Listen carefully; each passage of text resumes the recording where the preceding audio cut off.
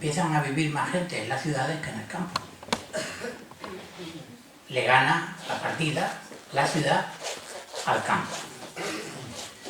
Pero ese anhelo de hacernos urbanos ha sido continuado, pues supongo yo que desde el Edén, a través de las distintas evoluciones del modo de vida en convivencia y en colectividad. Pero tal vez eso haya hecho ese desplazamiento cada vez más masivo y cada vez más rápido, que hayamos perdido la memoria del sitio de donde venimos. Algunos, ya hace muchos siglos, intentaron un intento de conciliación entre una cosa y otra, de plantearse como lo ideal entre el campo y la ciudad, entre unos modelos de vida. Lo intentó Tomás Moro en Utopía, lo intentó Tommaso Campanella en La ciudad del sol y Francis Bacon en La nueva Atlántida. Pero lo importante de estos nombres no es tanto su contenido, sino el hecho de que todos vienen del mundo de las humanidades. Pero quizá lo notorio, lo que justifica el contenido de la conferencia de esta noche, es que parece necesario que nos planteemos un nuevo humanismo en nuestro tiempo. Pero un humanismo que no puede ser exclusivamente urbano, sino que tiene que tener algo del humus, del campo, de la tierra, del terrenal. Con la idea, sobre todo, y visto lo visto, que hemos de vivir donde estamos sin destrozar lo que tenemos. Por eso tal vez en esta disertación de esta noche se nos va a invitar en alguna manera a construir una doctrina moral sobre esa relación civilizada que tendría que haber entre el campo y la ciudad y las conductas humanas en un medio y en otro. Porque si no el progreso pasa a ser un elemento decadente, ya lo dijo Luis Racionero justamente en uno de sus ensayos con este título, El progreso decadente. Lo valioso de la obra y de la trayectoria de Joaquín Araujo es que él ha llegado a una teorización, incluso yo diría que ha aportado elementos de lo que podríamos llamar un cierto léxico virgen para poder entender mejor las propuestas que él hace, no sobre el medio, no sobre el hombre, sino del hombre en el medio, es decir, de ese humanismo de la naturaleza. Pero claro, para que ello pueda producirse, hacen falta, a mi modo de ver, tres elementos: escuela, cultura y voluntad política. Voluntad para no destruir eso por otras razones. Fijémonos que cada día mueren 100 especies en el mundo y cada año se destruye 1,5 millones de hectáreas de bosques pluviales. Parece como si el tan cacareado Homo sapiens fuera más bien que un elemento o un ente creador, un ente destructor. Naturalmente, para alguien que tiene la trayectoria de nuestro conferenciante, estas cuestiones son medulares, porque él es un gran auscultador a diario del mundo de la naturaleza. Tiene más de cerca de 100 libros, acabo de sacar el último. Es una figura reconocida mundialmente, tiene el premio Global 500 concedido por las Naciones Unidas, que es la máxima distinción mundial en estas cuestiones, y además no toca de oído, sino que vive en el campo. Es un tipo que está metido en la tipología de la naturaleza,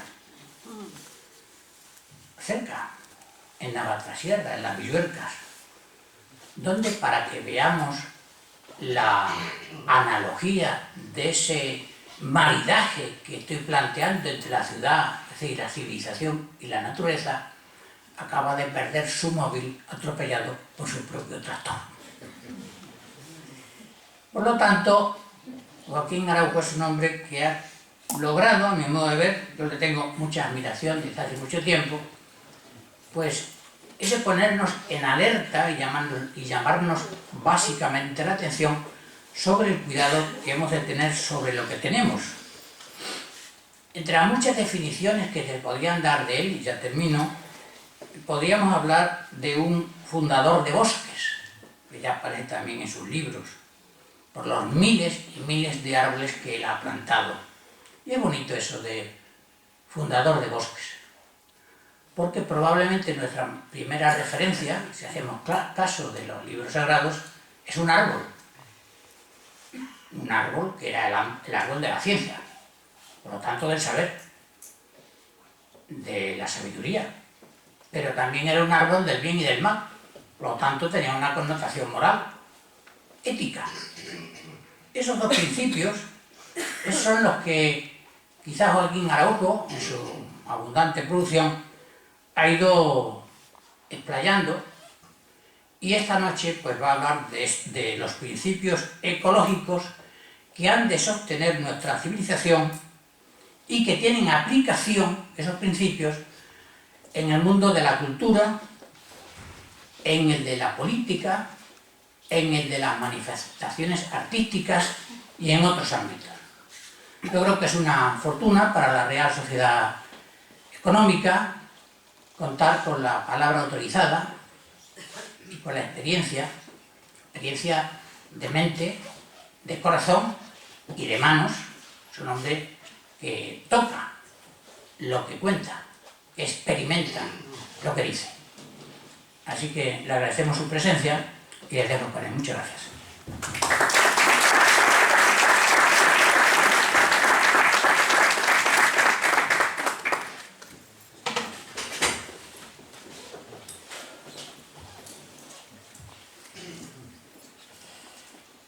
A menudo me comentan queridos compañeros del ámbito del periodismo, donde también tengo que desplegar algún que otro trabajo, que cómo es posible que yo sea capaz de abandonar uno de los paisajes más bellos, más cuajados de vida, más capaces de sugerir emociones estéticas, incluso de encender alguna que otra reflexión de corte ético, y yo contesto invariablemente que solo abandono el valle del Guadarranque, afluente del Guadiana, porque necesito contarlo, necesito expresarlo, necesito compartirlo con todos mis semejantes.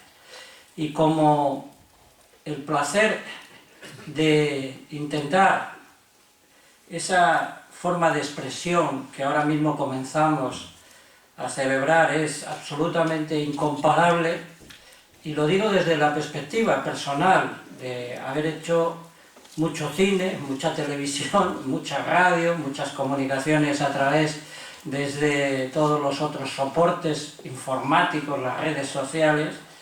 Pues yo tengo que decirles que cada vez que se me ofrece la posibilidad, se me hace el extraordinario obsequio de poder ponerme delante de mis semejantes para contar lo que en alguna medida me ha contado el paisaje con sus lenguajes sin palabras. Mi agradecimiento es enorme. Y yo por eso tengo que agradecer a esta Real Sociedad Económica de Amigos del País, a Rafael Camarasa, por supuesto, a Feliciano, que nos hayan permitido encontrarnos hoy, ¿no? Pero está bastante claro que vivimos con suficiente extravío en tantas consideraciones que casi siempre se nos escapa algunas de las cosas que parecían obvias hace poco, y no porque tengan más o menos raíces en el pasado, deben ser dejadas de tener en cuenta.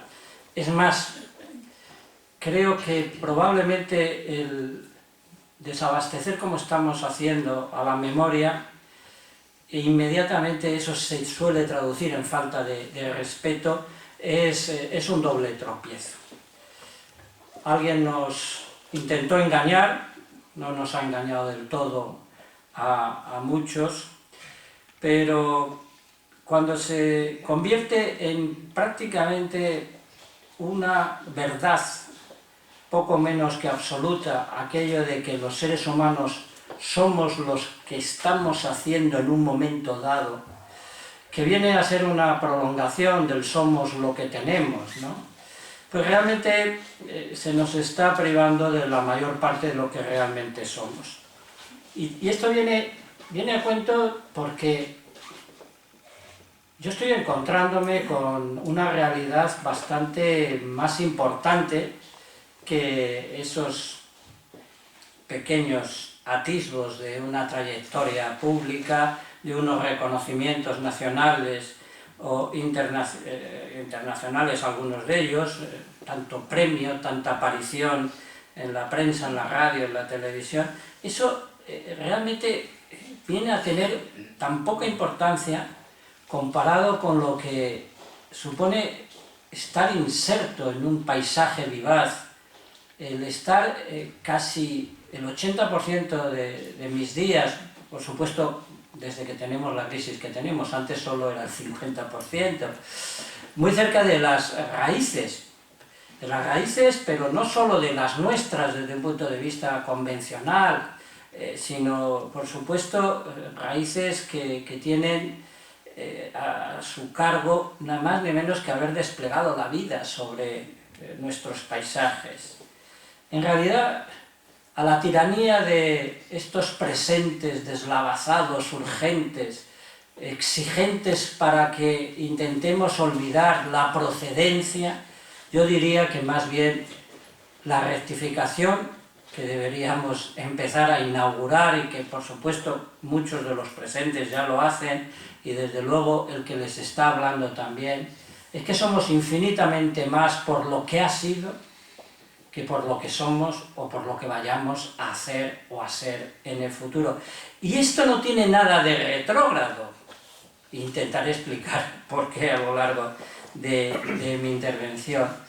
Es más, creo que buena parte de las equivocaciones extraordinarias que se han llevado a cabo y que, entre otras cosas, están empobreciendo, y por supuesto no es la económico-material, la pauperización más grave que estamos sufriendo, sino infinitamente más peligrosa es no saber qué esfuerzos acometieron nuestros predecesores para alcanzar el grado de sensibilidad, de cultura, incluso de democracia, de participación pública, de reconocimiento de derechos. Es infinitamente más grave ese proceso de empobrecimiento intelectual que cualquiera de los económicos.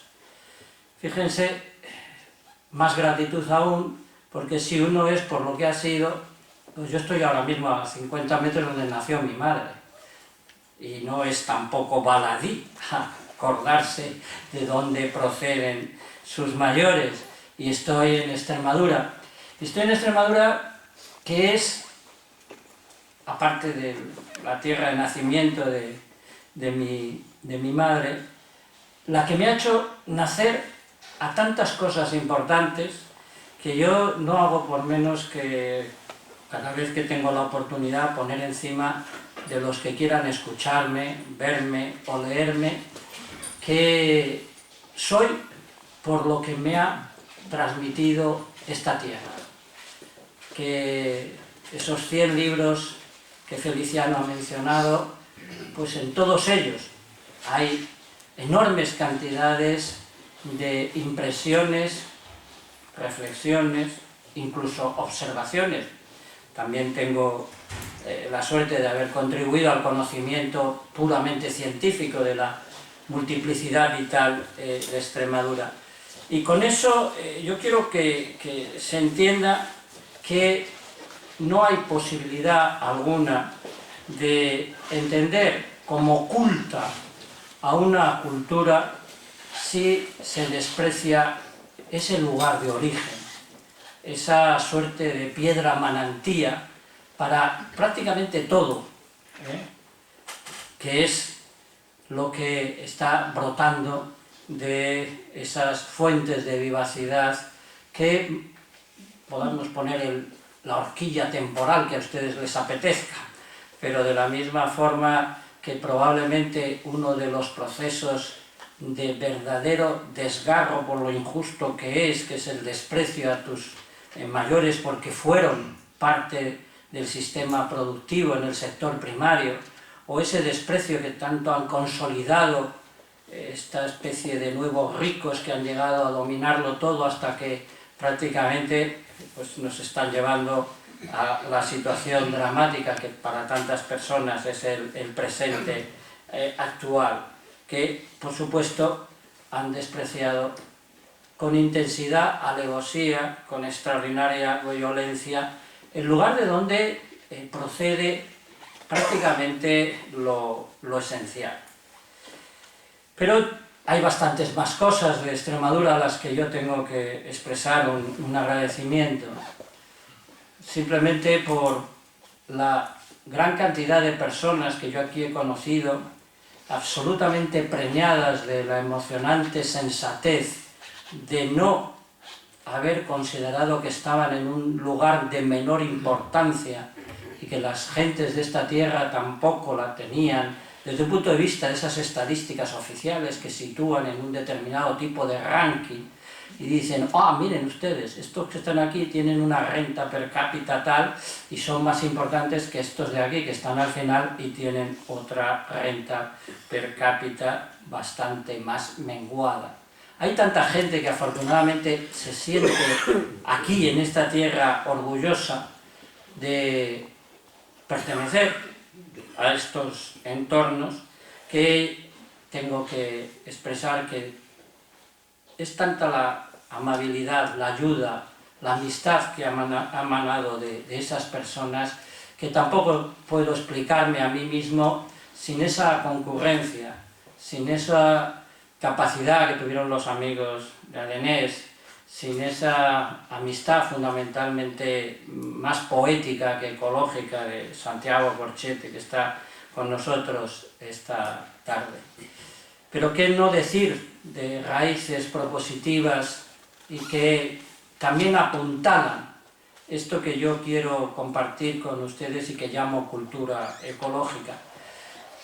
Podríamos viajar hasta el primer monumento de la historia del pensamiento y la literatura y ya tendríamos claras referencias a la propuesta que podría quedar perfectamente enmarcada como algo así como las múltiples formas de vivir sin violencia y las múltiples formas de vivir teniendo en cuenta a los demás y a lo demás. Pues precisamente por eso otra gratitud que yo quiero expresar es que entre los antecesores, pero mucho más cercanos en el tiempo, a un modo de preocuparse del origen de nuestras posibilidades, fueron precisamente las sociedades económicas de amigos del país.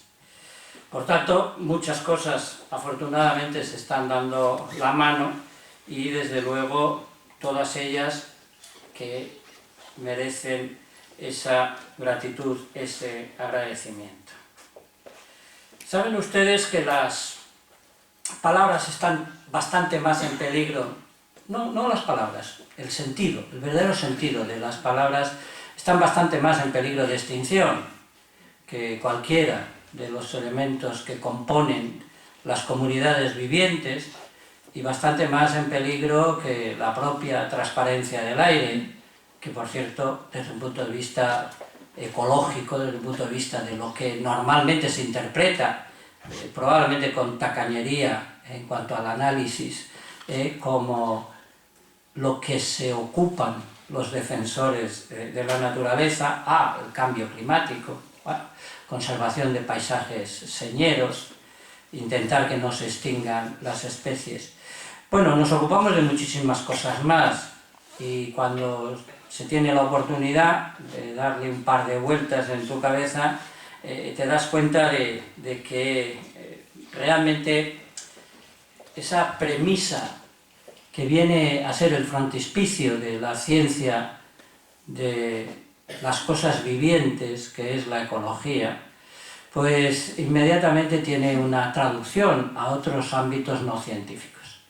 La ecología no solo es la ciencia que estudia la relación de los seres vivos entre sí, sino que acaba proponiendo algo que supone el desafío, a mi entender, más extraordinario con el que se ha enfrentado la capacidad intelectual de los seres humanos.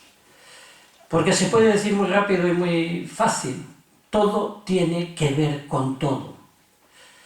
Pero es que la palabra todo es sencillamente inabarcable. Pero si además hay dos todos en la enunciación de la frase, todo tiene que ver con todo, pues imagínense, es dos veces inabarcable. Pero con todo, con esta muletilla que se usa tanto en nuestro idioma y que es absolutamente falsa. Fíjense ustedes qué terrible el que se use constantemente el término para nada, que es un absurdo en sí mismo, ¿no? Qué tremendo el decir con todo, cuando es evidente que con todo no puedes ir a ninguna reflexión. Y qué tremendo es eso de vamos a ver, y todo el mundo se queda quieto y ciego, ni van ni ven. ¿Sí? Pero así andamos por la vida, ¿no?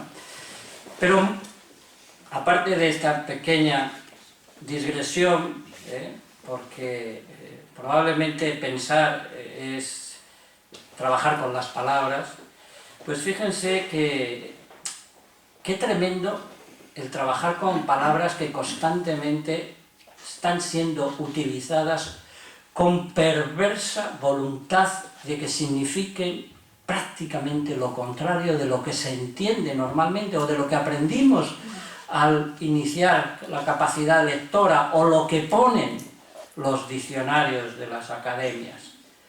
Y ahí tenemos prácticamente que entroncar con las dos que dan título a estas palabras. Palabra cultura. Bueno. Para empezar, goza de uno de los mayores éxitos. Tan desbordado es usar la palabra cultura para infinidad de cosas que evidentemente no pueden ser menos cultas. También habría que abrir una suerte de paréntesis. También hay muchas legítimas acepciones de la palabra cultura. Más de 100, reconocidas en nuestros diccionarios. Pero, asombrosamente, consideramos fundamentalmente cultura pues a cosas muy convencionales, a una suma de conocimientos fundamentalmente, a algunas que otras buenas maneras, la conducta cotidiana, individual, o la amabilidad para relacionarse con los demás.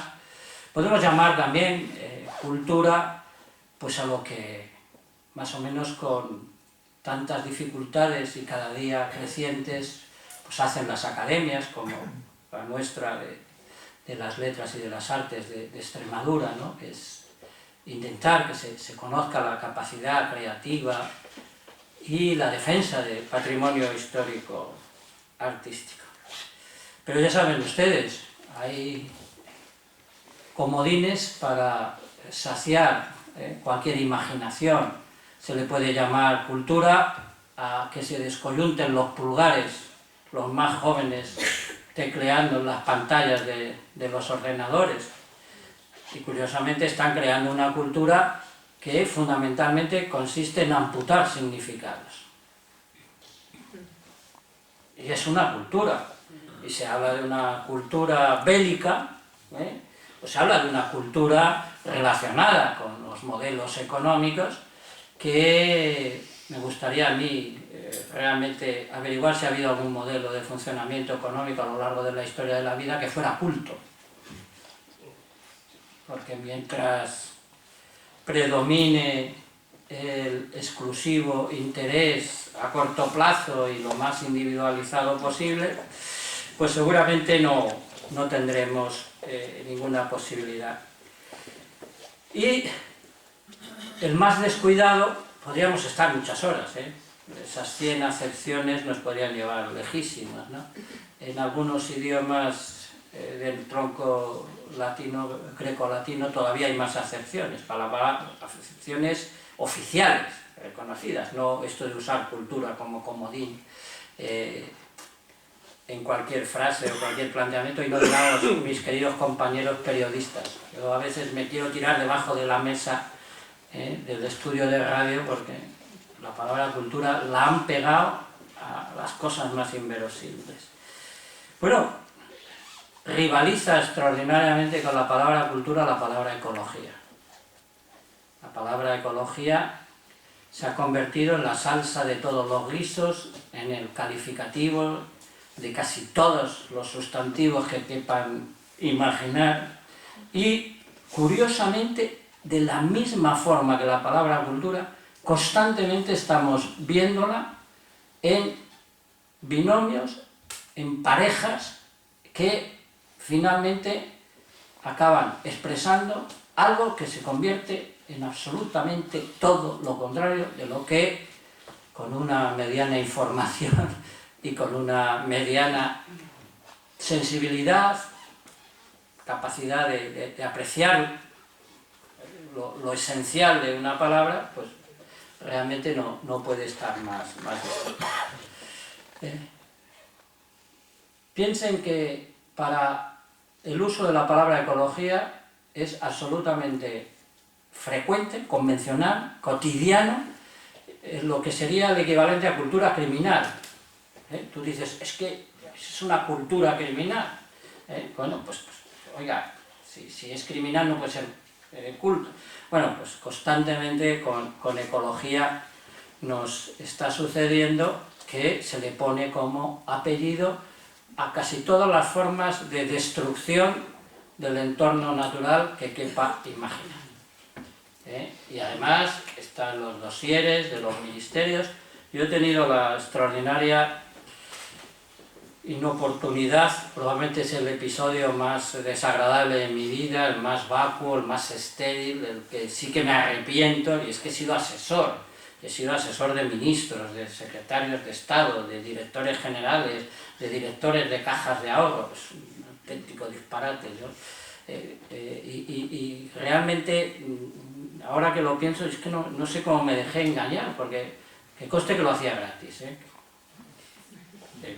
ser asesor cobrando, bueno, miento, solo cobré con el excelentísimo señor Miguel Blesas de Caja Madrid. Fíjense ustedes a dónde nos ha llevado la broma. Por supuesto, ni ese, ni los ministros, ni las ministras, ni los secretarios de Estado jamás hicieron caso alguno a lo que yo ponía encima de la mesa con informe. Pero esto viene a cuento de que yo he visto cientos de documentos con la palabra ecología. Y que por supuesto las centrales nucleares son ecológicas. Y por supuesto las térmicas o las de ciclo combinado son extraordinariamente ecológicas. Dinamitar un acantilado, va a hacer un paseo marítimo, es ecológico. Es ecológico, determinados usos de biocidas son ecológicos, los cazadores, pues los más ecológicos. Y los toreros, tremendamente ecológicos. Bueno, en este pandemonium de querer que las cosas, que además, como hay varios poetas en la sala, pero si es la función de la poesía, es recuperar el sentido de las palabras. Si cuando alguien me pregunta, pero ¿por qué intentas hacer poesía? O la haces, aunque supongo que alguna vez acierto y la hago, cada vez que escribes un artículo de divulgación científica, digo, pero si es que la poesía no solo es el lenguaje de la naturaleza, sino que precisamente lo primero que intenta todo esto, que afortunadamente pues no tiene una gran definición, no está concretado, por eso yo me atrevo a buscar el matrimonio entre cultura y ecología, a la búsqueda, también por mi parte, del verdadero significado de la palabra cultura y de la palabra ecología, que por supuesto es múltiple y diverso, pero que puede intentarse al menos el encontrar una vía de aproximación, ¿no? Pues así está la situación. Y fijaros que esa búsqueda de que las palabras vuelvan a tener su sentido y que ese sentido vuelva a informarnos, no solo a la parte abstracta y simbólica de nuestro conocimiento de la realidad, sino que sea suficientemente capaz de influirnos en nuestra conducta. Porque claro, si hemos llegado a este grado de permanente traición al sentido de las palabras, que es el origen de la verdadera crisis, si a su vez sumamos que el no reconocimiento de la procedencia inmediatamente desemboca en falta de agradecimiento, y en la falta de agradecimiento a su vez crea una bolsa de falta de respeto extraordinaria, y ahora supongo que ustedes se explican porque yo me he pasado 10 minutos dando gracias. Porque en eso consiste una parte de la cultura ecológica cuando se entiende debidamente. En un espontáneo agradecimiento, en una forma que no tiene mérito alguno, es algo que a todos nos ha pasado. Si nos hacen un determinado tipo de regalo, pues damos las gracias. Y el regalo que nos da nuestra propia cultura, pues es un maravilloso idioma, un maravilloso legado histórico-artístico, una maravillosa capacidad creativa, también todos sus contrarios, está claro, pero por lo menos no les llamemos cultura a esas situaciones, no les llamemos cultura a la permanente agresividad, a la búsqueda de cualquiera de las formas del latrocinio, del robo institucional o privado. Eso no puede ser denominado cultura. Y fíjense ustedes, la ecología tiene como primer propósito que visualicemos la realidad que tenemos en nuestro entorno. Y si la visualizamos y la nombramos, podremos empezar a tenerla en cuenta. Si la tenemos en cuenta, podemos establecer esa relación de antecesora y suministradora, procedencia y pertenencia, que es absolutamente fundamental. Pero ¿cuál sería el pecado de la cultura ecológica que hay que intentar soslayar, evitar desde el primer instante? El riesgo es plagiar a todo lo que nos precede. El riesgo es creernos que porque sea aceptable, para mí es muy aceptable, tengo que reconocerlo, teniendo en cuenta que algunos de sus postulados, como es la conservación del futuro, la convivencia con la vivacidad, el pelear porque siga habiendo transparencia en los elementos básicos, sobre todo agua, aire, el que intentemos que la economía no solo sea depredadora, todo va conformándose. Ojo, parece que estamos en el mejor sitio posible, somos los mejores, ¿no? Fantástico. Bueno, tampoco sería cultura ecológica si no fuéramos capaces de una radical crítica al creernos estar en el mejor de los sitios posibles. Estamos en uno que no es muy malo, pero es que tengo tantos casos en mi experiencia cercana de una cierta, ya saben ustedes, posesión de la verdad, que realmente hay que andarse con bastante cuidado. Fíjense que el ser humano, siempre que pone en marcha un determinado tipo de creencia, y si esa creencia la traduce en una búsqueda de manual de convivencia, ya sea trascendente, por tanto, en el mundo de la religión, o de las filosofías que se transforman en ideologías, se convierte irremisiblemente en una poderosa fuerza centrípeta, en un agujero negro. Lo quiere todo, lo atrae todo. Densidad extraordinaria, capacidad de captación y por tanto exactamente todo lo contrario de lo que supondría una verdadera cultura ecológica entendida sanamente.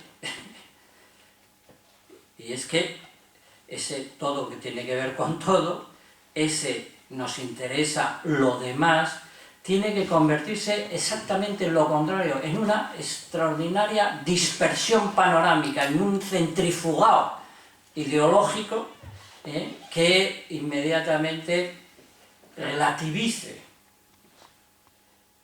Saben ustedes que existe la opción política también acompañando a lo verde, respeto y por supuesto en algunas ocasiones a mí me piden que vaya a algunos sitios, pues yo cuento cosas como las que estoy queriendo transmitir esta tarde, ¿no? De paso suelo decir una cosa que me parece absolutamente fundamental y que creo que tuve la suerte de que en algún rinconcito de Villuercas, no sé si fue un melojo, una encina, un alcornón que me susurrara. Yo creo en estas cosas. Vas por el campo y de pronto te llega a la mente una frase, y fue aquella de, ojo, si todos los elementos clásicos de las filosofías morales son normas de convivencia, da la casualidad de que si amplías el objetivo de la convivencia a la totalidad de lo palpitante, pues las cosas, las reglas del juego cambian mucho. Cambian tanto que yo he dicho en sede parlamentaria, en el Congreso de los Diputados en Madrid, se me quedaron un poco nubilados los parlamentarios que estaban allí. Miren ustedes, si le reconocemos algún tipo de obligación moral hacia lo que nos rodea, y está en el debate filosófico, y es fundamental para entender lo que es la cultura ecológica, resumiendo, tiene la naturaleza derechos, si aceptamos que los tienes, hay que volver a empezar. Es decir, interiorizar eso, asimilarlo, aceptarlo como norma, supone volver a escribir la Constitución, pero al día siguiente todo cambia. Todo cambia cuando dices, mira, yo ya no soy el amo del mundo, yo ya no tengo ilimitado poder sobre lo que me rodea, tengo que reconocer. Igual que cambiaron las leyes de funcionamiento de la sociedad, cuando se abolió la esclavitud o cuando las mujeres alcanzaron dramáticamente tarde sus derechos sociales y civiles. Cambiaron las cuestiones. Pero todavía cambia más esa idea de convivencia cuando dices, que fue lo que me contó a mí, el melojo, la encina y tal, ojo con el poder. La cuestión del poder es probablemente de la misma forma que era Sartre el que dijo, ¿no? El único tema verdaderamente interesante del que se habla es del suicidio, ¿no? Yo creo que el verdadero tema del ser humano es el poder. Y todo, en el fondo, desde que bajamos de los arbolitos, está girando en torno a las distintas formas de organización del poder, y quien lo tiene, quien lo coge, quien lo usurpa, quien lo ejerce, que es auténticamente dramático que lo menos importante sea lo que ha sido el eje de la totalidad de las relaciones humanas entre humanos, y no digamos con relación al resto del mundo que nos rodea, porque evidentemente no hemos hecho otra cosa que ejercer un ilimitado poder y consecuentemente violencia contra todo lo que nos rodeaba. Y de pronto me vino la frase: ¿y por qué no hay que tenerle miedo a tu propio poder? Tengas el que tengas. Seas ministro, monarca, presidente del gobierno, general de división o un simple pastor de cabras en las Villuercas. Fíjense hasta qué punto pueden cambiar las reglas del juego. Y ciertamente esa es la piedra angular. Hay que descentralizar, nada de agujero negro, nada de soy lo verdaderamente importante, nada es tan, en estos momentos, urgente como considerar que realmente esto del vivir significa que hay infinitos centros y que todos son importantes y que todos tienen que ser en la medida. Ya sabemos que la palabra todo implica simplemente una aproximación, hay que ser modestos en la consideración. Pues esa es la situación con la que nos enfrentamos. Transmutar esa fuerza de agujero negro en una fuerza de expansión hacia el entorno. Aceptar que tu poder de, no sé qué quieran ustedes, yo soy agricultor afortunadamente, soy pastor de cabras, pues también tienes un determinado poder, puedes hacerlo bien, mal o regular. Hay muy pocas cosas que acaben en inocencia. El ser humano, nos pongamos como nos pongamos, puede ser nuestro drama. Casi todo puede tener una repercusión negativa, también puede tener la positiva, pero la inocencia, que para mí la expresión máxima es en que se logra un empate. Ni ganas ni pierdas, empatas con el mundo que te rodea, ni pierdes ni ganas con tu congénere y semejante. A mí me gusta decir que la competitividad es absolutamente desastrosa y en eso se basa la totalidad del modelo económico. Pero qué sorprendente que no hayamos intentado también, que es lo que propone la cultura ecológica, porque no competimos a ver quién planta más árboles, ¿por qué no competimos a ver quién es más limpio? ¿Por qué no competimos a ver quién ahorra más energía? ¿Por qué no competimos en reciclar más? ¿Por qué no competimos en cuidar más del mundo? Yo incluso me atrevo a decir que yo estoy dispuesto a competir para ver quién es menos competitivo. Porque también sirven estas propuestas. ¿Por qué no nos atrevemos a jugar en el otro sentido del término?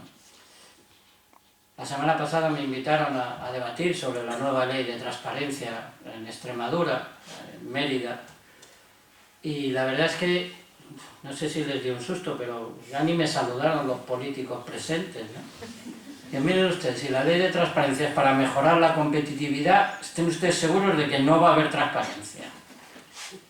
Porque si es para eso, una ley de transparencia realmente, para que tengamos la posibilidad de vislumbrar, palabra más que magnífica de nuestro diccionario. La transparencia es para vislumbrar lo que están haciendo los del poder.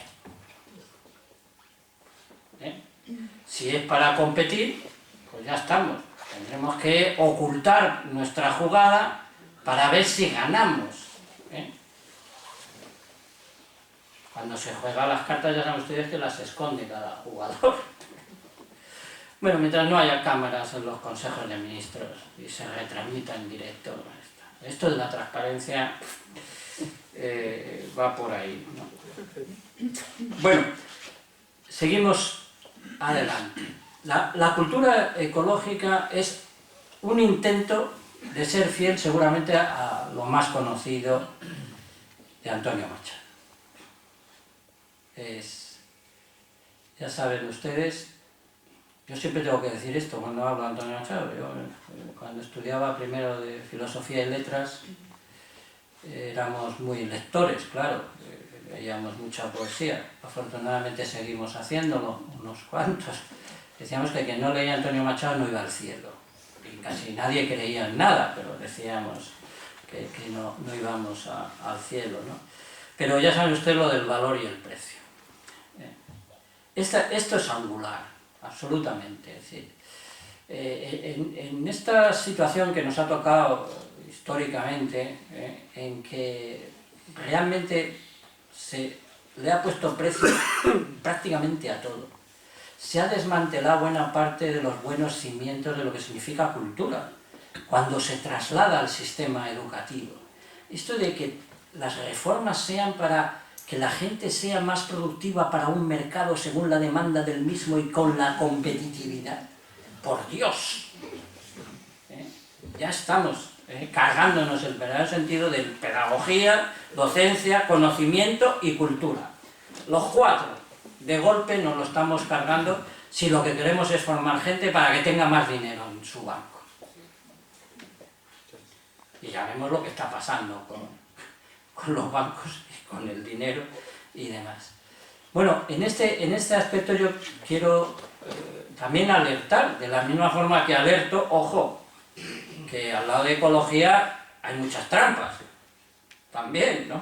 Y de la misma forma que hay quien está convencido de que está en posesión de la verdad y que está convencido de que con poner la palabra ecología ya te vale hacer un aeropuerto como el de Castellón de la Plana, porque le han puesto en alguna esquinita del informe, o has comprado un informe de impacto ambiental que te sale así, pues con el tema del precio hay que tener un cuidado todavía más grande cuando te dicen, ojo, la biodiversidad del mundo supone el 40% del Producto Interior Bruto, que lo dicen, y lo dicen Naciones Unidas, y lo dicen 800.000 ecólogos de carrera que están haciendo cálculos y te ponen unas tablas en que dice, ojo, o el informe Stern, que ya saben ustedes, el asesor del primer ministro de Inglaterra, Tony Blair, cuando dijo, bueno, calcúleme usted cuánto me va a costar el cambio climático.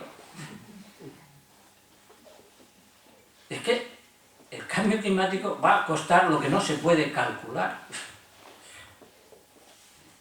Cuando te florecen, como han florecido en Villuercas, en pleno mes de noviembre, los cerezos, los manzanos, los perales, las retamas negras y hasta las encinas, que han florecido este mes de noviembre.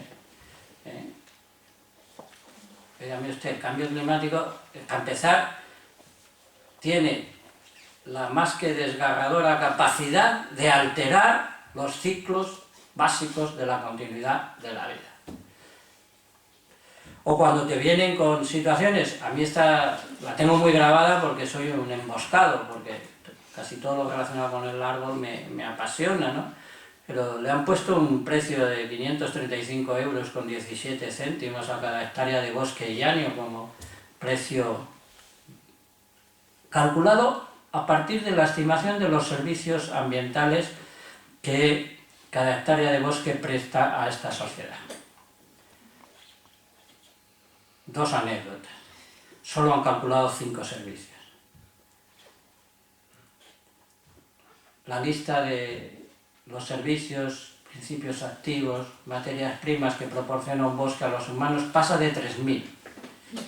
Han calculado 5 y dicen que esos son 535 euros. Y luego inmediatamente, ¿y quién los paga? ¿Y quién los cobra? No. Han confundido valor y precio de la forma más extraordinaria. Y entonces no vamos a salvarnos, ni nosotros mismos porque tengamos un precio, ni la cultura va a salvarse porque tenga un determinado precio, ni por supuesto la naturaleza, el entorno va a salvarse porque tenga un determinado precio. Por tanto, una cultura realmente culta es una cultura realmente cuidadosa, es una cultura capaz de estimar como manifiestamente invalorable lo que es manifiestamente invalorable. Y esa es probablemente la penúltima gran concepción de lo que entendemos por cultura ecológica. Es la recuperación de lo verdaderamente valioso. Así de sencillo, por supuesto así de difícil. Porque hay que poner las palabras manifiestamente invalorable. Y lo manifiestamente invalorable tiene que estar fuera del juego de las codicias, del juego del poder, del juego de la apetencia, del juego de la comercialización.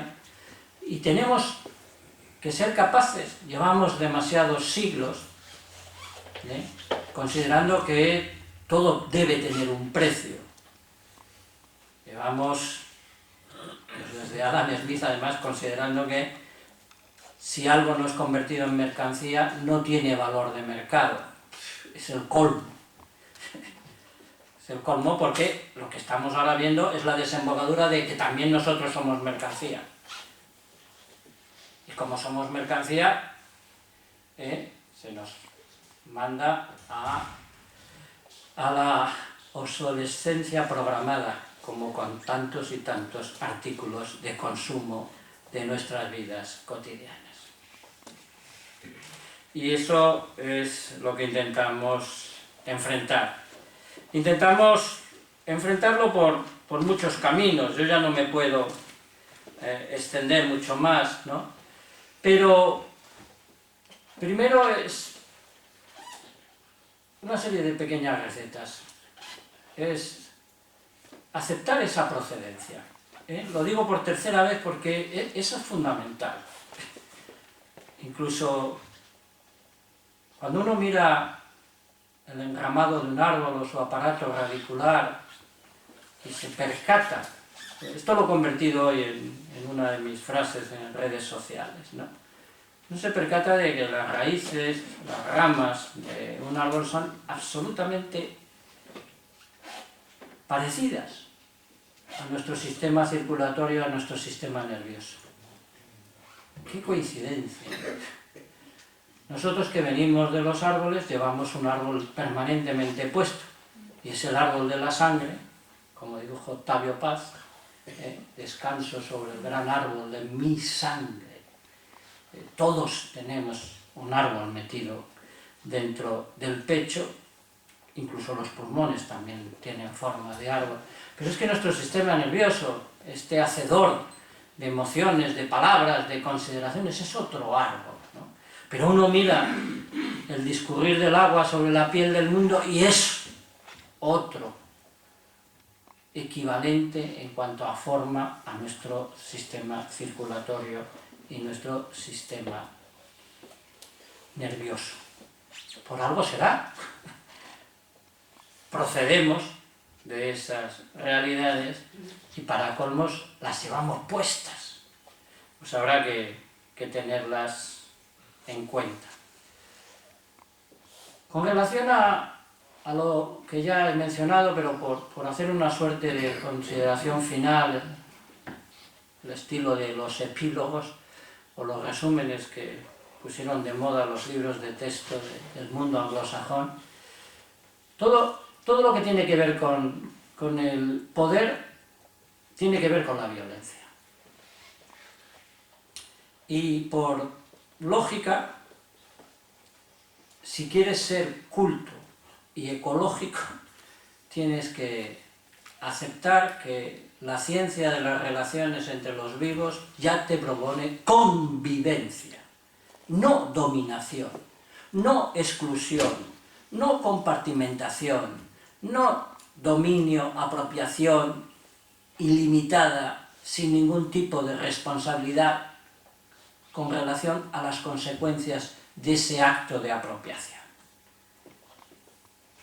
¿Qué es esto de no poner a funcionar las cosas a partir del conocimiento de las secuelas que tu acción, tu decisión, tu empeño, tu fábrica, tu proceder, tu cultivo, tu inteligencia incluso, puede provocar? No es fácil, ya lo sé. Yo siempre digo que que ser pacifista está realmente al alcance de cualquiera, ser pacífico es algo que casi nadie alcanza. Porque ser pacífico es la renuncia expresa a cualquier tipo de violencia con relación a tu entorno y a tus semejantes. Ser pacifista pues es no querer la guerra, por supuesto, nadie la queremos. Pero la cultura ecológica se atreve a poner prácticamente en el centro de sus propuestas esa forma fundamentalmente no violenta de estar en el mundo.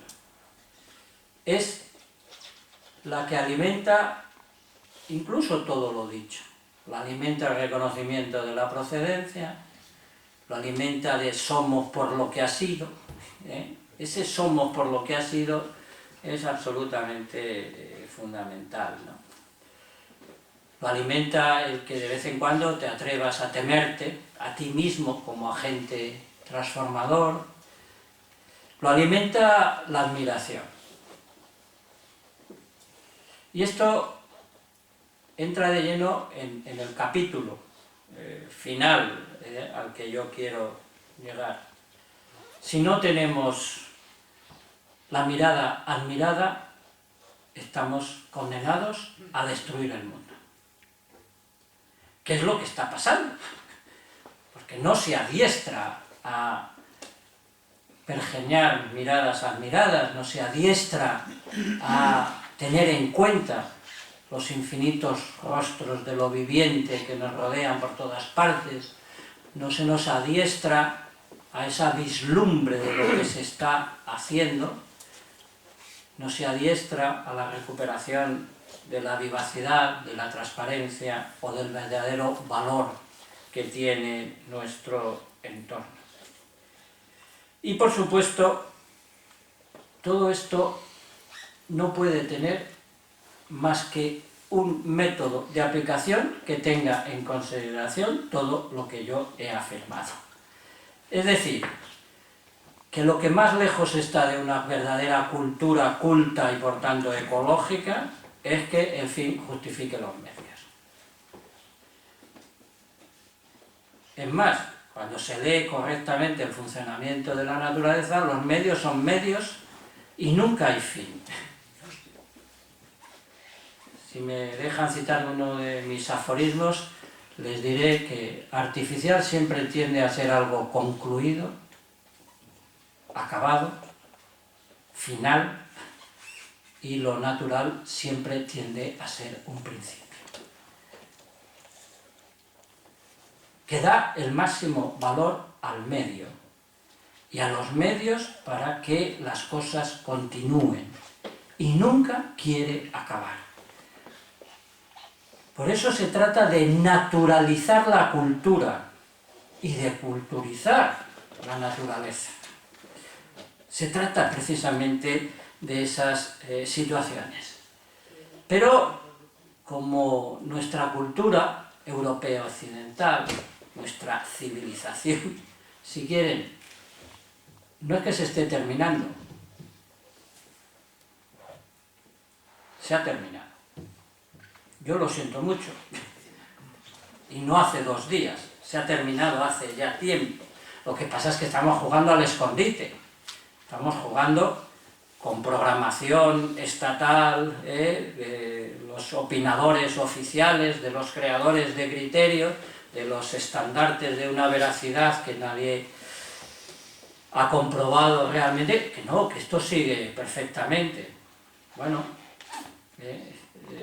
es cuestión, por supuesto, muy de valoraciones personales, de interpretaciones, pero cuando se tiene a mano, esta es una pequeña desgracia, también algo personal, pero cuando se tiene a mano pues todos los indicadores que usamos en Naciones Unidas, cuando se tienen todos los indicadores de la propia vivacidad del planeta, pues, sencillamente estamos en un proceso de inercia que, pues eso, sigue avanzando, parece que puede seguir por el mismo camino, Es más, oficialmente no se busca otra cosa que seguir por el mismo camino, pero hay leyes del espacio, de la física, incluso las más importantes leyes de la economía también dicen que esto se ha acabado porque todo lo que es inviable está acabado,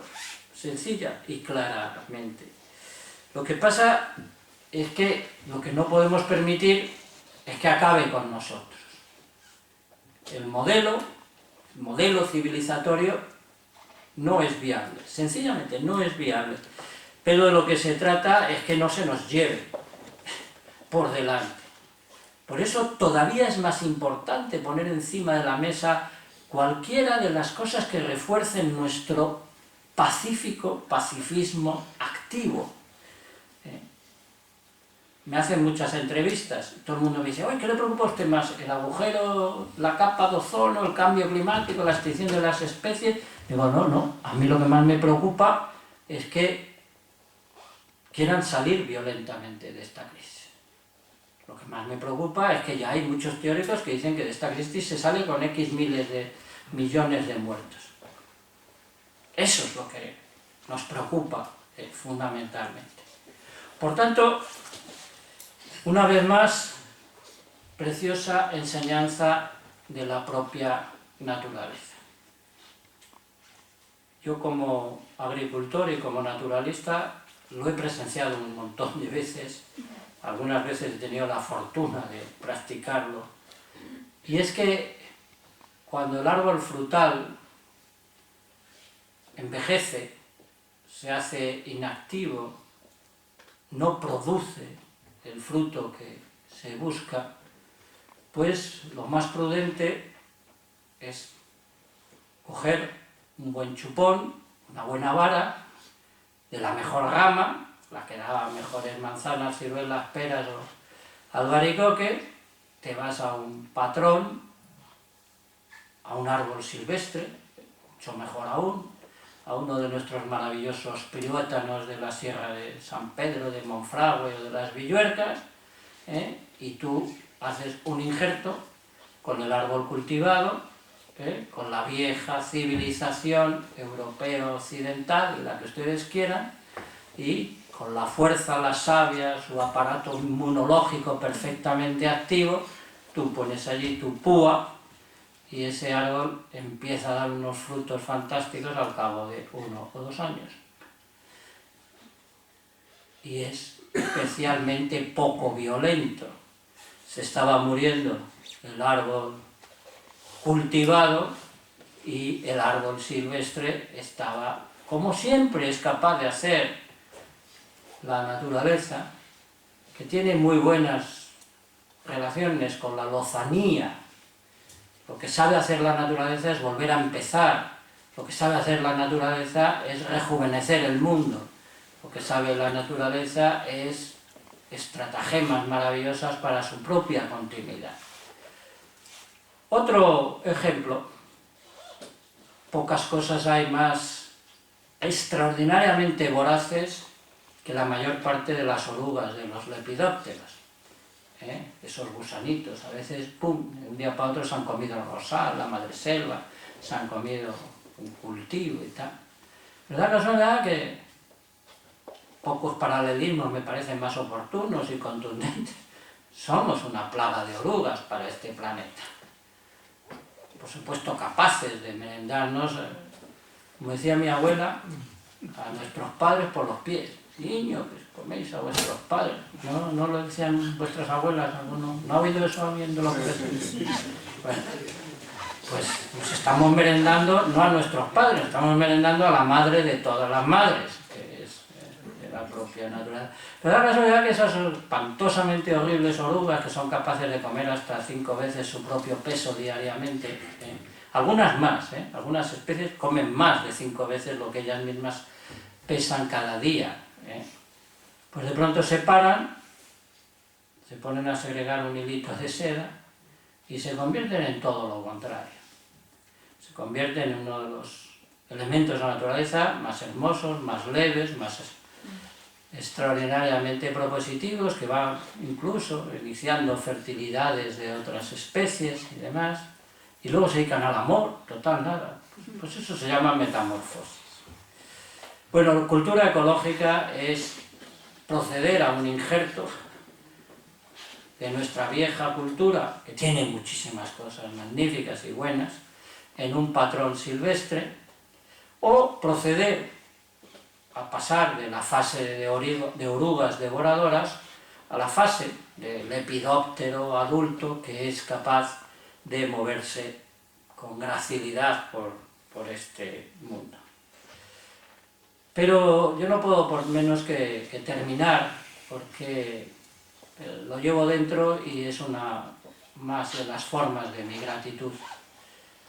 Yo llamo cultura ecológica pues, a todo lo que ustedes han escuchado, a lo que habría que sumar y por supuesto a vuestra disposición quedo para cualquier curiosidad puntual o incluso para concretar situaciones concretas, porque también hay que decir, tenemos la fortuna de que en el campo de la sensatez se ha investigado, se ha averiguado, se ha puesto en práctica con suficiente cuantía de confirmaciones para proceder de forma culta, pacífica y ecológica en la totalidad de los campos de la actividad humana. En los que quieran, desde la sublime creatividad de los artistas hasta la investigación, desde la física cuántica hasta la pedagogía, por supuesto la agricultura, la ganadería, el turismo, la observación y tal. Tenemos alternativa. Pero concluyo, los que tenemos la suerte de vivir cerca de las fuentes, las procedencias, las transparencias y la vivacidad, intentamos ser cultos, ecológicamente hablando, o, si me apuran, simplemente pacíficos, porque pretendemos salvar a lo que nos salva. Muchas gracias y que la vida les atalante.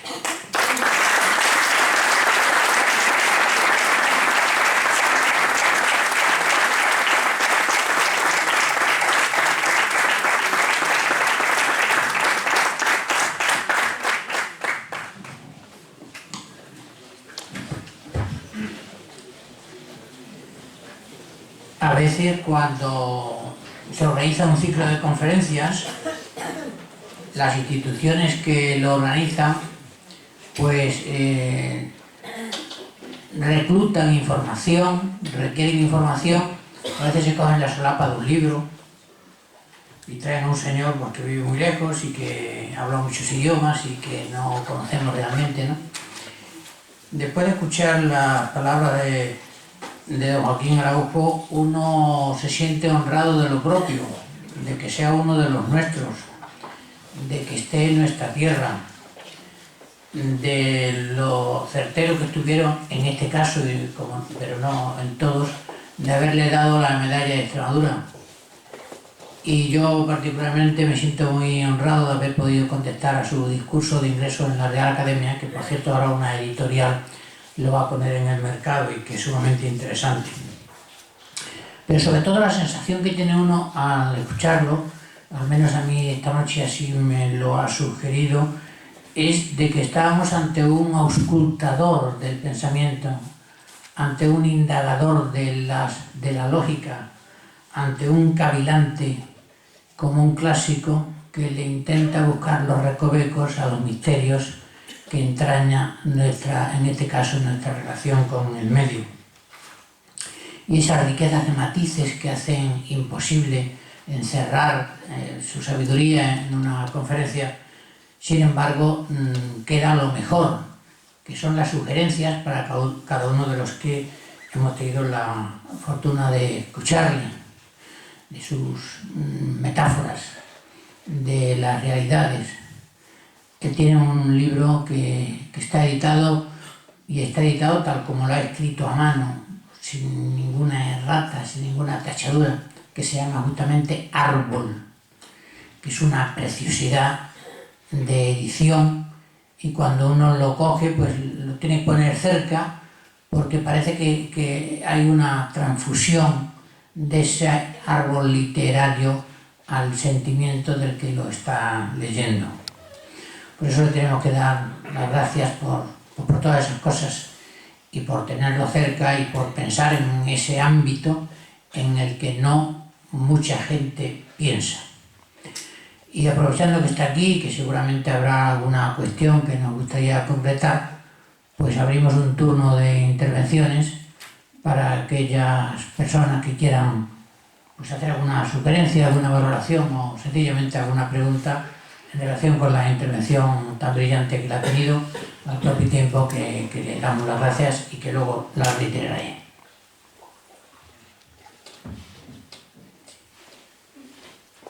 ¿Qué consideraciones haría usted sobre el problema de Doñana y ese negocio del señorito Felipe González y la Junta de Andalucía? ¿Cuál tendría que ser la acción o la postura de la Junta de Andalucía? Sí, para mí es fácil y claro. En el campo de lo que pudiéramos calificar programa de acciones urgentes para intentar que este viento abrasador no nos lleve a todos por delante, está el cambio de modelo energético. Esto ya es cotidiano, práctico. Necesitamos urgentemente, pero además no solo por las floraciones de noviembre, sino por la aplicación de la más elemental lógica económica.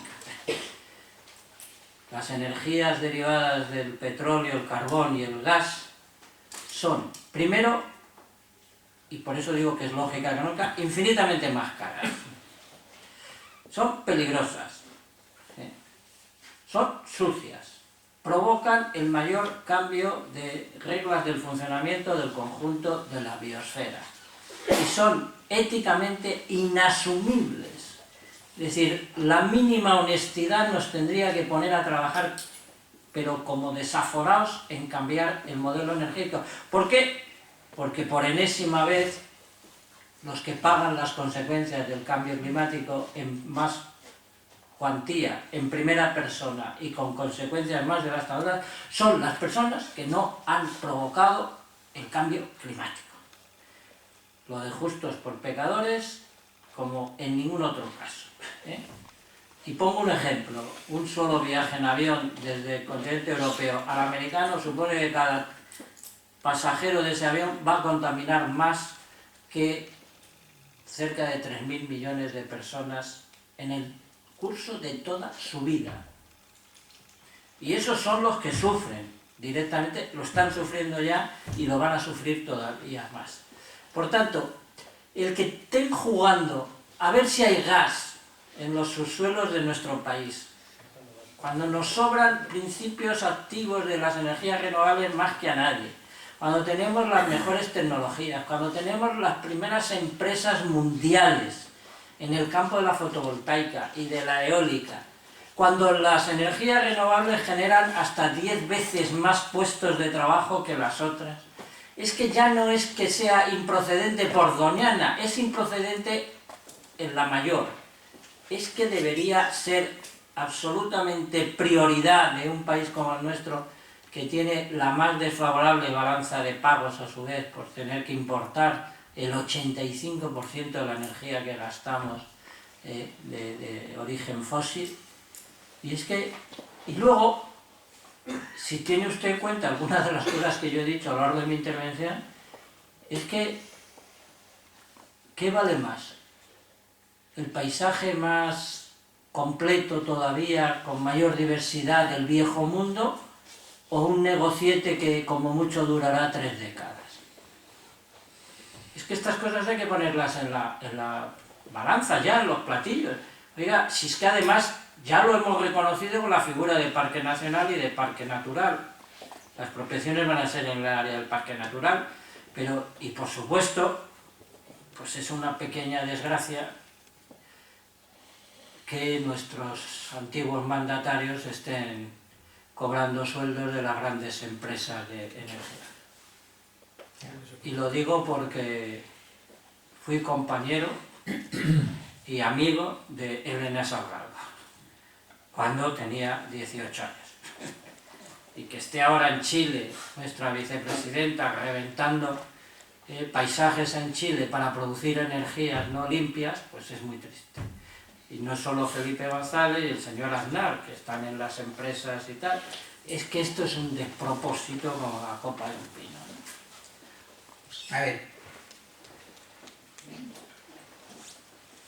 yo quería preguntarle, bueno, primero decirle que estoy de acuerdo con todo lo que ha dicho y a mí me ha enriquecido en el sentido de tener una visión pacifista de todo lo que nos rodea. Y la pregunta que yo le quiero hacer es, cuando se refiere a este árbol viejo que es nuestra cultura y esta manera de pensar competitiva y tan que ya no vamos a ningún sitio con ella, cuando se refiere a ese injerto, esa rama que viene a ser la fuerza viva de la naturaleza, que se tiene que otra vez, tenemos que retomarla, ¿no? Entonces, la pregunta que yo me hago es, estamos sometidos a una violencia espantosa, la naturaleza y nosotros como seres humanos. Y estamos sometidos por una estructura política y por una estructura económica, fundamentalmente económica. Y entonces, ¿qué hacemos? ¿Cómo nos posicionamos? Porque realmente esto está requiriendo ya que nosotros, como ciudadanos, como seres vivos, no nos podemos quedar ya con los brazos cruzados. Es decir, hay que actuar, porque tampoco hay tiempo. O sea, esto no se deja slicear, cambio climático. El cambio climático es real, y usted lo ha dicho, que en donde usted vive, lógicamente, todo está floreciendo ya, y eso lo estamos viendo. Es decir, no hay tiempo. Me gustaría saber, ¿qué nos puede decir al respecto? Bueno, las formas de actuación, por supuesto, son incontables. Es decir, casi todos entendemos que actuamos después de una determinada reformulación de nuestros pensamientos. Lo que afortunadamente sí que debemos hacer es ponernos a pensar un poquito, ¿no? Es decir, uno de mis privilegios es que constantemente intento que la gente piense a través de mis programas de radio, de televisión, de mis libros, mis artículos, mis conferencias, ¿no?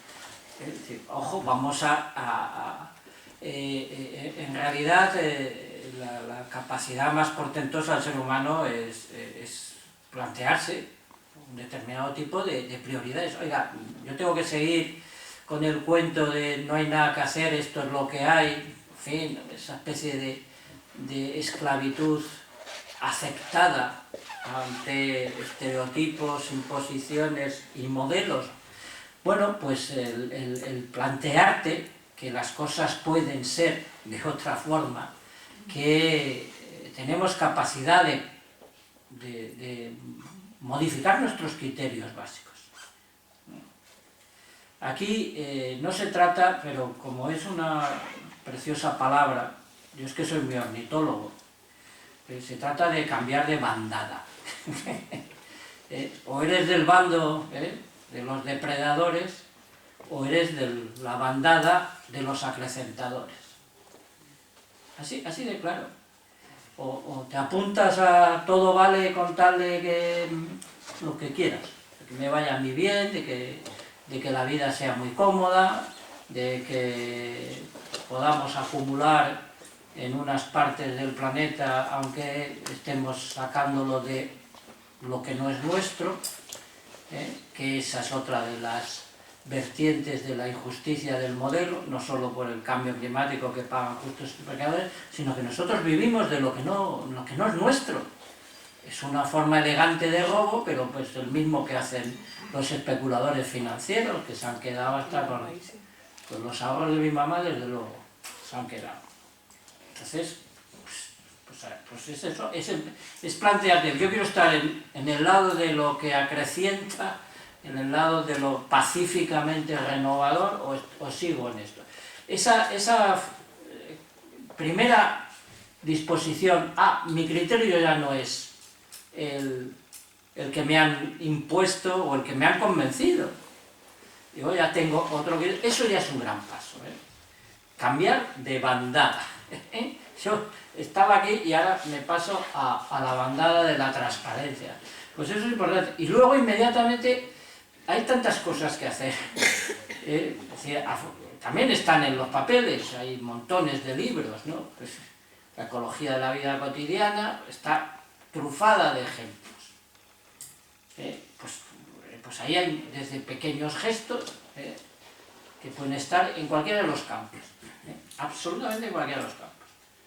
Probablemente, por lo que hemos comentado antes, de que lo más urgente es no vivir derrochando energía, por la extraordinaria injusticia que es para esos que van a padecer más el cambio climático, pero tremenda injusticia para nuestros descendientes, ojo.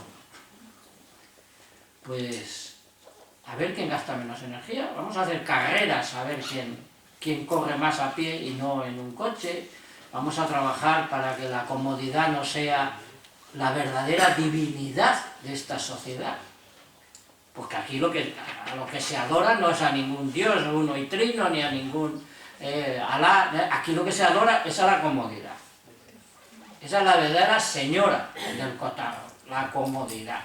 Bueno, pues vamos a vivir un poco más incómodamente. Ya estás planteándote ahí, insisto, en el campo de las acciones directas, prácticas, cotidianas, hay desde modelos absolutamente contrastados de economía ecológica, igual que hablamos de cultura ecológica, se puede perfectamente hablar, modos de producción en el sector primario, modos de llevar a cabo los servicios, modos de gobierno incluso, está ahí, pero desde luego nada cambia si no cambias de bandada. Esa es la cosa. Sí, yo no me atrevía al principio de su exposición a hacer esta pregunta, pero tampoco me gustaría desaprovechar la oportunidad. Y además ahora que habla de ecología cotidiana y de todo esto, yo desde hace un tiempo estoy, me imagino que con muchas otras personas, viviendo con un poco de, no sé cómo calificarlo, ¿no? Desde luego con angustia, la transformación que el río Guadiana en una de sus orillas está sufriendo a su paso por Badajoz, convirtiéndolo en una especie de zona urbanizada, moderna, pero totalmente alejada de lo que es un entorno natural, de una ribera de un río.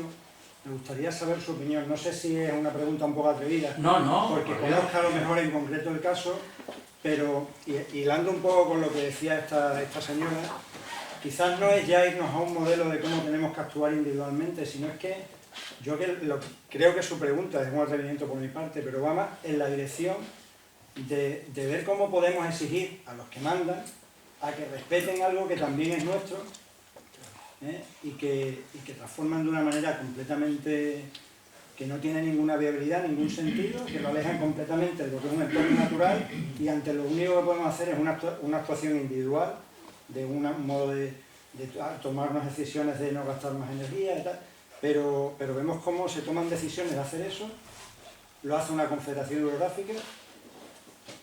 No sé cuál es su opinión. No, además, muy claro, porque yo al agua, después del árbol, a lo que más le he dedicado tiempo, esfuerzo, es al agua. Tengo un libro escrito sobre el Guadiana, por ejemplo, o sea, que no es mérito, sino que me lo han pedido, ¿no? Y ahí se está librando una batalla de verdadera trascendencia, ¿no? Ya sabéis, el agua es lo más común, es lo más público, es lo verdaderamente fundador de vida, ya en el paso ya de la concreción de la vida. pues, al asalto de la privacidad del agua, de la privatización del agua, pues ahora mismo están los que no se conforman con menos que todo, que ese es el drama con el que nos enfrentamos. Aquí la competición es saber quién tiene más y por tanto, pues, oye, yo ya tengo esto, pues ahora me falta el agua, pues voy a por el agua. Y estas son pequeñas escaramuzas del preludio, que deberíamos estar bien avisados y deberíamos tener muy bien pertrechada la inteligencia y la participación pública, sobre todo, para que no nos privaticen también.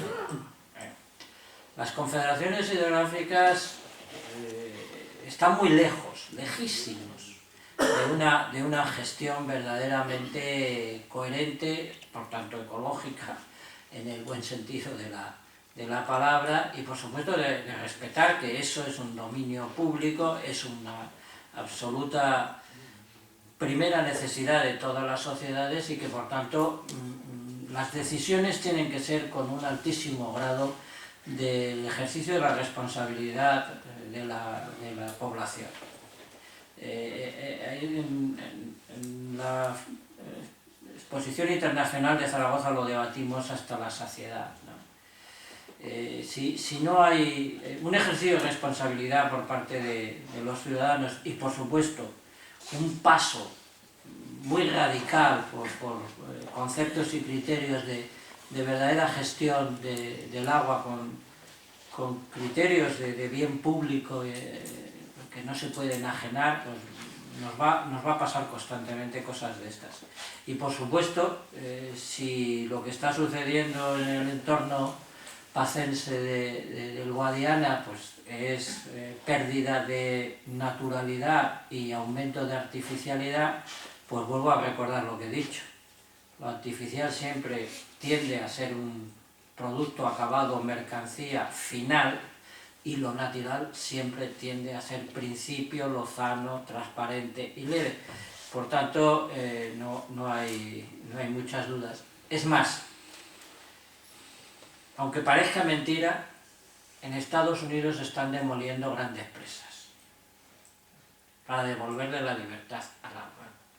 En Alemania se están invirtiendo enormes cantidades de dinero para volver a naturalizar las orillas de los ríos. Se están demoliendo paredes de cemento, obra humana, para que los ríos sean más naturales. O sea que no estamos desvariando con la apuesta por lo más natural posible de los entornos. Y además es que tiene una lógica interna, y es que esas cosas saben funcionar, porque llevan funcionando muchos años. Luego vendrá la otra. ¡Ay, ha habido una riada, no sé qué, no sé cuándo, pum, pum! Ojo, usted no ha sabido leer el paisaje, porque es que aquí no tenía que estar esto. Porque lo estaba contando el río desde hace miles de años. Lo estaba contando el río, y hay más que suficiente sitio para dejar que haya una... Y es más, probablemente, como los ríos son el alma del paisaje, lo que está afectando a los ríos, más pronto o más tarde va a afectar a la totalidad de las realidades de cada cuenca hídrica, ¿no? Por tanto, es triste porque todavía nos queda camino por recorrer para que se entienda que un gestor de cuenca hidrográfica es alguien que tiene que tener en cuenta, primero y principal, pues esa condición de bien público es el agua, esa titularidad real, que aunque nos la quieran quitar hay que seguir peleando por ella, y por supuesto que el agua escribe todos los porvenires, ¿no? Entonces es que no podemos seguir jugando con esos criterios de actuaciones en los ríos. Buenas noches. A mí me gustaría nos explicaran un poco, yo conociendo un poco la historia desde los años 80 que empezaste a publicar libros, por lo menos los que yo conozco. Justo en el 80, el primero. ¿Verdad? Bueno, pues aproximadamente he calculado. en aquel momento en el que tú emergías como una persona de sumo interés público para la defensa de la ecología, y habiendo reconocido aquí esta noche que has sido engañado y que han jugado contigo, y encima sin sacar el mínimo partido ni por ti personalmente ni por la propia ecología, yo te preguntaría, ¿qué conciencia tienes tú de esa época en la que nuestra generación, porque presiento que somos más o menos de la misma época, por qué tanto a nivel global los movimientos ecológicos en España como a nivel particular determinados intelectuales y defensores del medio ambiente, como usted, hicieron caso omiso a aquellos que éramos acusados de extremistas, de radicales, sobre todo en ciudades y provincias como esta, y llegando incluso a ser marginados y estigmatizados en la lucha por la participación política, es decir, por hacer no política ecológica, sino ecología política. Estar en esa reflexión me hace a mí pensar que quizás además del engaño tú te sientes decepcionado porque no haber participado en algo tan absolutamente necesario como es que la ciencia ecológica como estructura científica sirva a las ciencias humanas para aprender a organizarse mejor y terminar con todas las patologías conductuales que existen en la actualidad, hubiera sido quizá más acertado por su parte colaborar, como así se le pidió desde la Confederación de los Verdes Nacionales y desde otras instancias políticas, que se podrá criticar que éramos inmaduros o cualquier cosa de esta. Pero me gustaría conocer tu reflexión y que la hicieras pública, porque creo que lo merece, y por supuesto con todo respeto a tu obra, a tu ejemplaridad y decirte que te admiro personalmente. Sí, yo es que si me aterra el poder de los demás, todavía me aterra más el mío. No es baladí cuando digo que las cosas empiezan por tenerle miedo a tu propio poder, ¿no? Y ya sé que es una cosa bastante compleja, porque en teoría las cosas se arreglan desde el poder, pero también está bastante demostrado que el poder casi siempre gana la partida, y le gana incluso al poderoso. Y entonces, pues yo no tenía mucha intención de que me ganaran la partida, ¿no? Y en consecuencia, pues, y ahora mismo, con la nueva oleada de cosas de EPUC, me han propuesto no solo los verdes, las confederaciones de los verdes, los no sé qué, no sé cuántos. Sí, incluso se me pidió que fuera como número 1 por Madrid. En teoría puedo presumir de que alguien quiso que fuera candidato a la presidencia del gobierno. Por supuesto, con muy pocas posibilidades, pero bueno. No, es que como todo empieza en el pensamiento, pues yo he decidido trabajar en eso, en las cosas que empiezan, y casi todas las cosas se puede decir que acaban en esa situación. Por supuesto, y me ha parecido estupendo que lo digas con todos mis respetos, sí, yo soy un demócrata convencido, estoy tan desesperado como el que más, porque esta democracia está capada, y lo digo con las palabras de la cultura rural, no digo castrada ni emasculada, está capada, a lo bestia, sin anestesia, es lo que está pasando con nuestra democracia, ¿no? Bueno, pero todo mi respeto a las opciones políticas y demás. Pero es así, soy un privilegiado, probablemente también a lo mejor debería haberme planteado si merecía la pena el sacrificio, porque en el fondo a mí me ha pasado incluso en el campo profesional, ¿no? Merece la pena sacrificar esto y estar menos en contacto con la naturaleza, o escribir menos, o intentar que haya una determinada proyección de un número de ideas y de emociones, pero es así, ¿no? A mí me parece que ese cambio que necesitamos es un cambio que tiene que ser, ya lo he contestado antes tiene que ser una primera decisión de quiero cambiar de bando o de bandada. ¿Por qué? Por esto. Y es intentar que haya una sólida argumentación, una contundente capacidad de ánimo para tomar ese camino. Y como todavía queda muchísimo camino por recorrer, pues yo estoy empeñado en comunicar. Estoy empeñado en comunicar lo que siento, lo que he pensado, lo que la naturaleza puede sugerir, lo que por supuesto también soy deudor de infinitas lecturas, pues comunicarlo. Como de vez en cuando me dejan, pues en eso estoy, ¿no? Pero es que me aterra, es que la verdad es que me aterra. Es que eso de mandar, es que lo decía Emile Cioran, ¿no? en uno de los más gloriosos aforismos, y por supuesto con mucho respeto. No sé si aquí hay algún poder político presente, pero miren ustedes, esto es un poco anecdótico, y quizás un poquito lúdico también. Yo a quien quiera poder, primero me lo llevaba a un monasterio del Tíbet, obligatoriamente. Ay, mire usted, que yo quiero ser concejal, vale. 5 añitos a un monasterio del Tíbet. Eso de entrada, solo votar. Luego otros 5 años de transhumancia por España. Y luego mínimo 1 año en un psiquiátrico. Y, que luego usted quiere seguir teniendo poder, pues venga, ya se puede presentar a las elecciones. ¿Cómo hacer una carrera? Esta es de 11 años y demás, ¿no?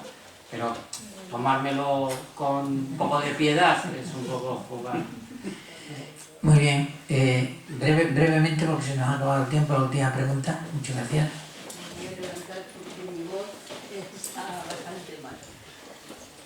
Simplemente, primero quiero empezar dándole unas gracias enormes por la suerte de poder verle personalmente, porque a través de la radio le escucho con muchísima frecuencia. Me encanta el programa con Pepa Fernández y colaboradores en el que se actúa, es maravilloso.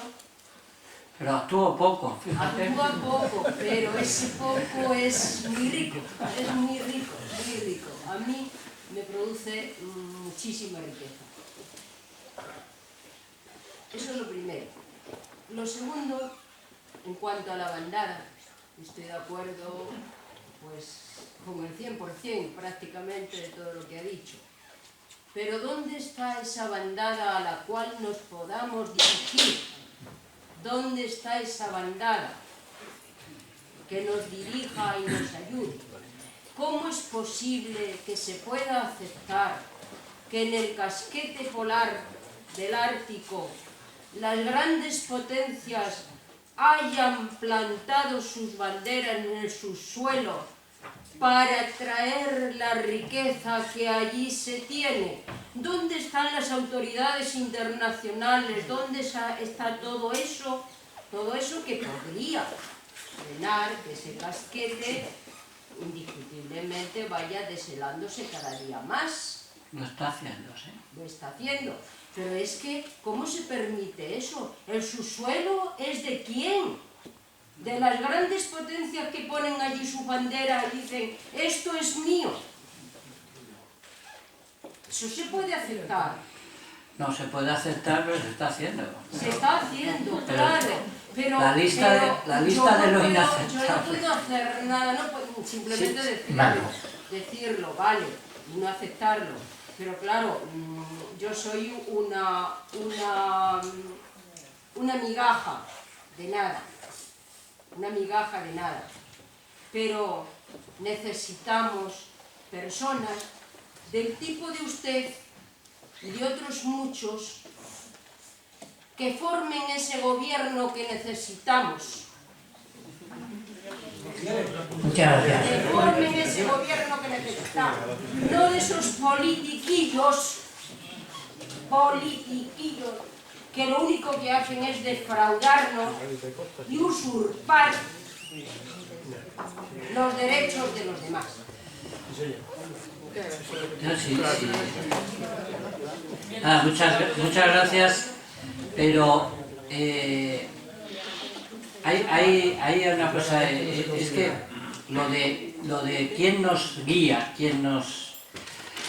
Pues déjeme que le conteste con una frase que curiosamente me salió con muy poca edad, pues yo también he sido líder sindical. Incluso milité en alguna formación política en mis tiempos universitarios, ¿no? Pero sigo convencido de que el mejor líder es el que no lo es en absoluto. Es un problema que tengo. Y curiosamente lo sabía incluso cuando era delegado de curso en la Facultad de Filosofía y Letras. Y yo he sido el primer presidente de la Federación del Movimiento Ecologista Español. Lo que pasa es que como no me lo creo, esto del poder, pues primero que vino y dijo, ay, yo también quiero ser esto, venga, toma. Y yo inmediatamente he dimitido 14 veces en mi vida. Quiero poner una escuela de dimisiones ahí en Villuerca. Pero el único que dimite. no me parece que me vaya a venir mucho alumno.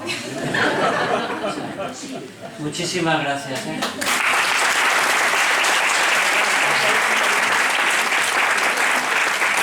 Bien. Pues muchas gracias por las intervenciones que ha habido. Doctor Pedraja, presidente de la Económica, tal vez haya que plantearse una segunda conferencia a la vista de lo que se ha dicho, algo así como que puede hacer la sociedad civil para organizar a la bandada que quiere encontrar un lugar donde posarse y gestionar este asunto que nos ha interesado tanto. En nombre de la Sociedad Económica le entrego un recuerdo a don Joaquín y le agradecemos muchísimo.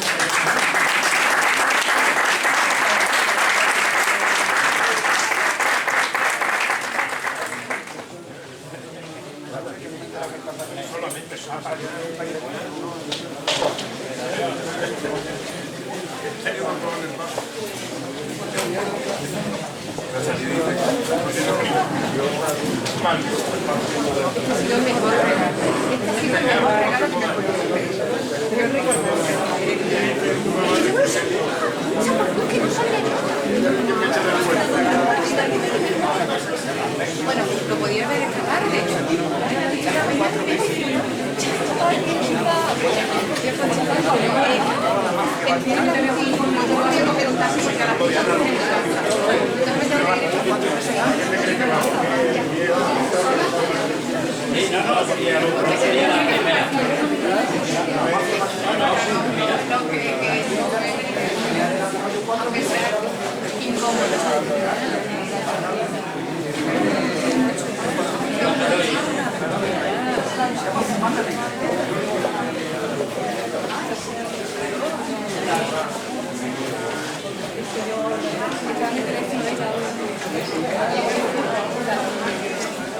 Muchas gracias.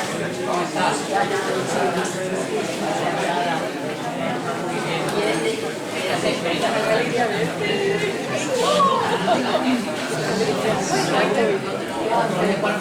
¿Dónde está la programa de... Perdíme eso ahí. No, es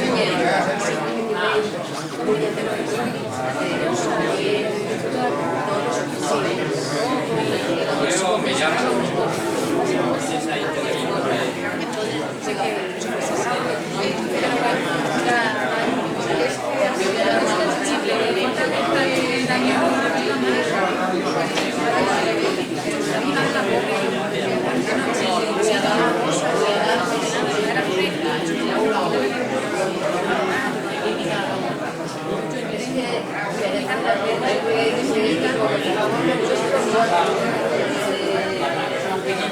De la hazaña me gustó mucho, pues,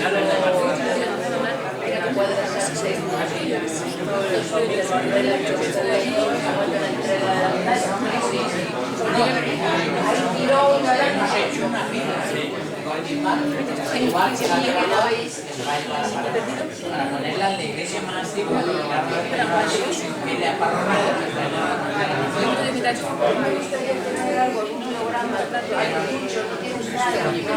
todo lo que hemos publicado de artículos en el diario hoy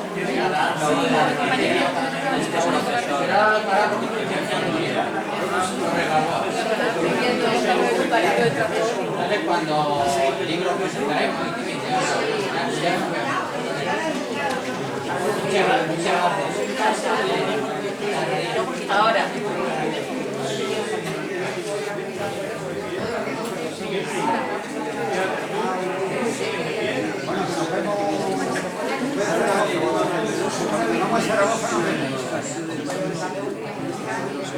Hombre, depende, puedo no estar,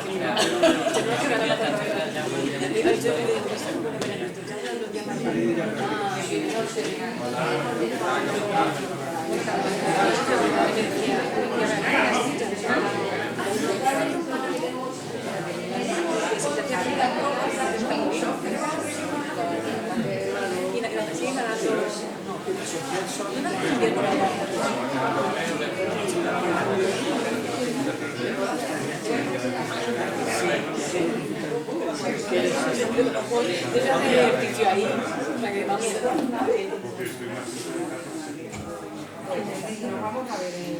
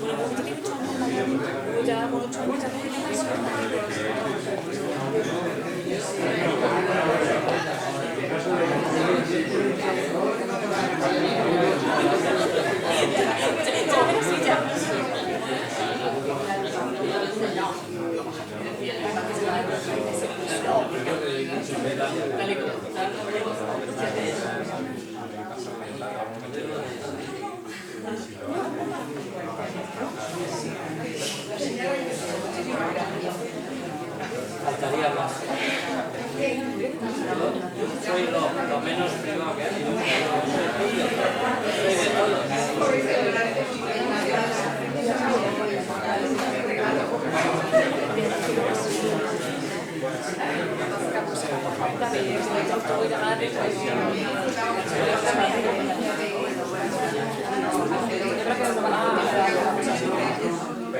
la nueva.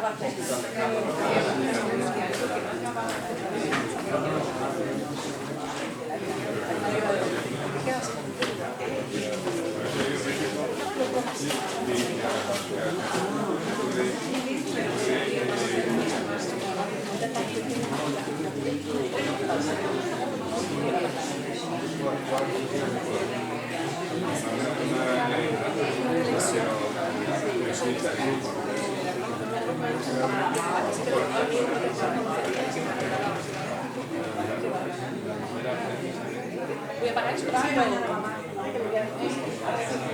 Mañana no, mañana me comentas si van del pelo, pero todo desde la cama de BP allí y la fiesta alta. Pero fíjate, o sea, hay dos, mañana pasemos, miércoles jueves sí, viernes no, eso no lo sabes. Aquí no sé.